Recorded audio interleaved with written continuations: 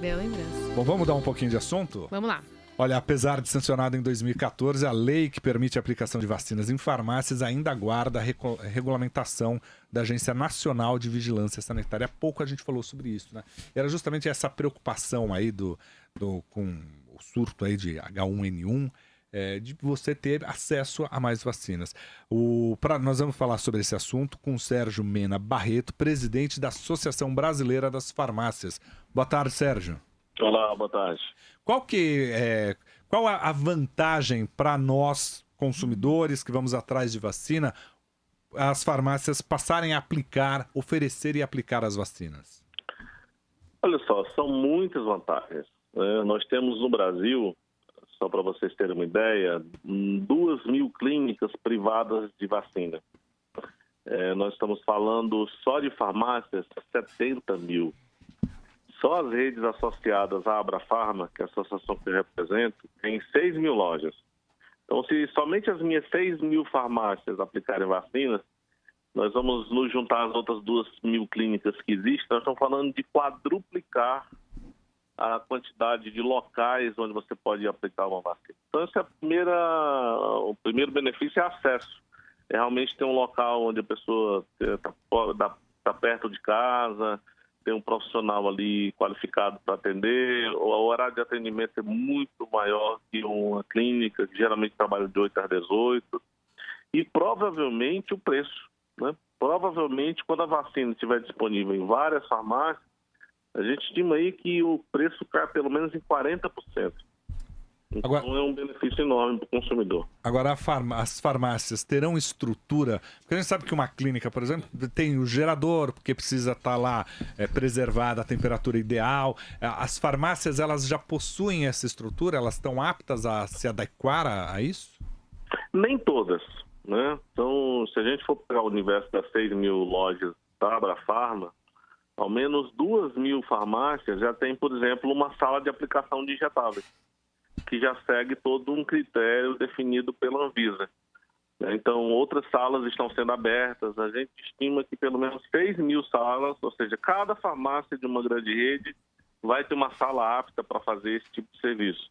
E aí tem um refrigerador especial, tem todo o sistema para monitorar a temperatura, para saber se caso tem algum problema, a vacina é transferida para um outro local. Assim como a gente já trabalha com imunobiológicos, que é um outro tipo de injeção, digamos assim, que a gente aplica, já tem todo o cuidado necessário que a farmácia pode seguir. E por que na verdade, o preço vai ficar até 40% mais barato? Eu não entendi qual que é a grande razão para isso. Olha, hoje em dia, a vacina ela é um insumo do serviço que uma clínica presta.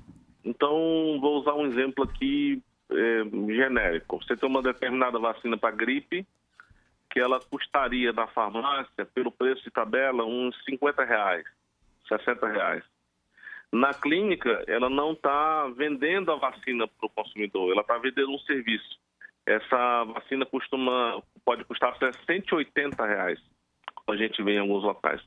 A farmácia, o que ela faz? Ela vende para você um produto, ela é um varejo, e ela vai agregar àquela venda uma taxa para aplicar a vacina. Então, provavelmente, você vai seguir o preço de tabela, o preço máximo ao consumidor, que é um preço referência máximo que todas as farmácias podem cobrar, vai agregar um valor ali de aplicação, e aí nós estamos falando de uma coisa de R$180, poder custar, por exemplo, 90, 80, né? Aí nesse exemplo hipotético que eu estou dando para vocês. Entendi. Na verdade, acaba essa sendo a polêmica porque com certeza as clínicas oferecem outro tipo de estrutura, a garantia de que você está usando um lote dentro da validade, enfim, todo o serviço que você mencionou. Mas a gente tem, por outro lado, essa opção de ter um serviço mais barato. E querendo ou não, eu acho que esse surto de H1N1 antecipado, enfim, toda essa preocupação, tem vacina da dengue que vai chegar logo mais, são esses tipos de pressões que estão acelerando essa discussão aqui no Brasil, né? É verdade. A lei já foi aprovada há 2 anos, ela não foi regulamentada ainda, né? A Anvisa promete que vai regulamentar no próximo mês. Mas, por exemplo, nos Estados Unidos, onde as vacinas são aplicadas nas farmácias, você tem vacina para pneumonia, hepatite A e B, gripe, herpes zoster. Por exemplo, para idosos, a vacina de pneumonia, onde ela é adotada no varejo, aumenta 150%, 180% a quantidade de pessoas imunizadas. Para herpes zoster, 90%. Então, existem vários estudos, principalmente por causa do acesso, da facilidade de você tomar uma vacina, num local seguro, com um profissional farmacêutico, que tem uma qualificação também de nível superior, e também em função do preço ser mais acessível. Então, acaba sendo um benefício muito interessante onde ela é adotada.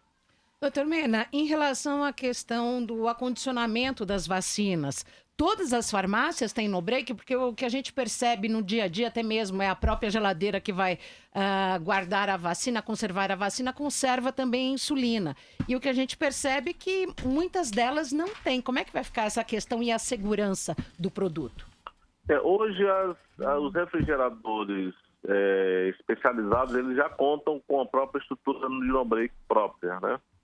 Então, você já tem essa garantia. Segundo, você tem que monitorar a temperatura. Na verdade, não é uma questão de ter ou não no-break, é uma questão de você garantir que aquele produto está na temperatura adequada, que é o que acontece hoje com insulinas. Então, você tem que manter aquele produto naquela determinada faixa de temperatura. Se você tem algum problema com o sistema principal, você usa um sistema auxiliar. Então, você tem aquelas baterias hoje de gelo seco, né? Tem uma série de coisas que você pode utilizar alternativamente. Mas nos últimos anos, nós não tivemos problemas. Por exemplo, em Belo Horizonte, existe uma rede que aplica vacina já há muitos anos, há 10 anos. Ela tem uma parceria com uma clínica local, opera dentro da rede, uma sala dentro da rede, e funciona normalmente sem nenhum problema. Desde que se sigam as regras sanitárias, a segurança para o usuário está garantida. Mas talvez seja aí o problema, né? Garantir a segurança e as normas serem cumpridas num número muito pulverizado, né? De farmácias, incluindo farmácias pequenas, nos rincões aí do país. Talvez aí fique a questão, não? Todas as farmácias que queiram trabalhar com esse produto vão ter que se adequar às normas sanitárias, assim como todas as clínicas têm que se adequar. Uhum. Os postos de saúde, na maioria das vezes, também não têm geradores, né? Eles se adequam à norma sanitária que a fiscalização determina. Então, assim, essa segurança, ela tem que acontecer em qualquer local. Aí independe de se é uma farmácia, se é um posto de saúde, se é uma clínica privada ou não. O fato de você ser uma clínica privada não te dá mais segurança do que um outro estabelecimento que siga as mesmas normas, né? Então, é uma questão de fiscalização, uma questão de definição das regras para todos os setores. Bom, e agora está esperando só a definição da Anvisa, então? No momento, segundo a Anvisa, será publicada uma nota técnica definindo exatamente essa parte técnica do acondicionamento dos produtos, da cadeia fria e tudo mais.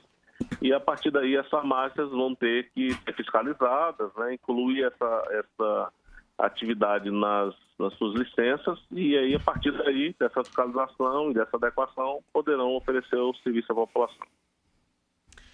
Muito bem, a gente ouviu então o Sérgio Mena Barreto, que é presidente da Abrafarma, Associação Brasileira das Farmácias. Obrigada por conversar com a gente. Muito bem, eu que agradeço. Um abraço. Agora, 2h56.